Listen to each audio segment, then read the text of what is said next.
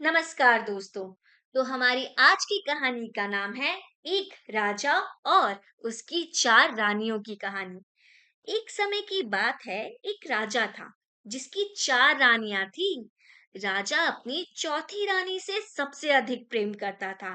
वह उसे हमेशा सबसे सुंदर कपड़े और गहने पहनाता और उसकी हर इच्छा को पूरी करता।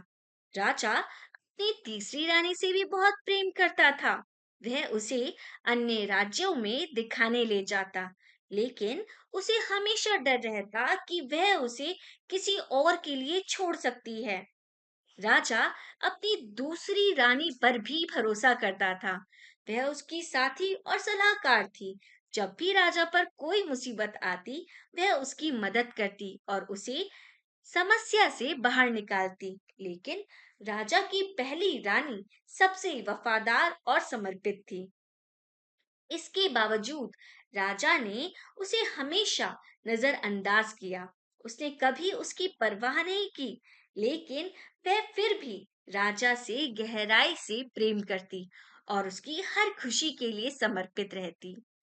एक दिन राजा गंभीर रूप से बीमार हो गया। उसे एहसास हुआ कि उसका अंत नजदीक है। उसने सोचा कि कौन उसकी मृत्यु के बाद उसके साथ देगा। उसने अपनी चौथी रानी से पूछा, मैंने तुम्हें सबसे अधिक प्यार किया है, क्या तुम मेरी मृत्यु के बाद मेरा साथ दोगी? चौथी रानी बोली, कभी नहीं, और उसे छोड़कर चली गई। फिर राजा ने अपनी तीसरी रानी से पूछा, मैंने हमेशा तुम्हारा ख्याल रखा है, क्या तुम मेरी मृत्यु के बाद मेरा साथ दोगी? तीसरी रानी बोली, नहीं, जीवन बहुत सुंदर है। जब तुम मरोगे तो मैं किसी और से विवाह कर लूंगी। राजा ने अपनी दूसरी रानी से कहा, तुमने हर मुश्किल में मेरा साथ दिया है, क्या तुम मेरी मृत्यु के बाद मेरा साथ दोगी?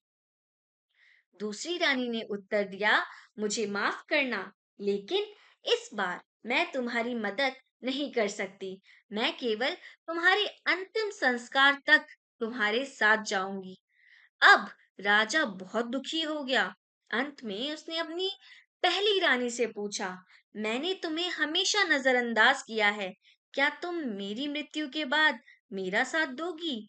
पहली रानी बोली, मैं हमेशा तुम्हारे साथ रहूंगी, चाहे तुम कभी भी जाओ, कहीं भी जाओ। राजा यह सुनकर बहुत भावुक हो गया और उसे इस बात का गहरा पछतावा हुआ कि उसने जीवन भर अपनी पहली रानी को अनदेखा किया।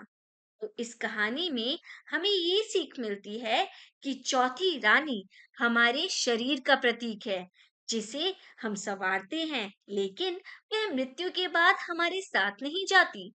तीसरी रानी हमारे धन का प्रतीक है, जो हमें छोड़कर किसी और के पास चला जाता है।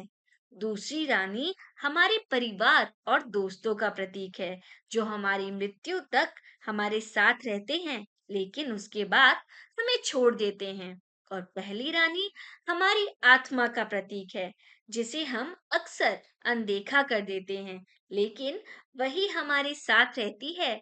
यह कहानी हमें सिखाती है कि हमें अपनी आत्मा का ख्याल रखना चाहिए, इसे अच्छे कर्मों से पोषित करना चाहिए और अपने जीवन को सच्चे मूल्य के साथ जीना चाहिए।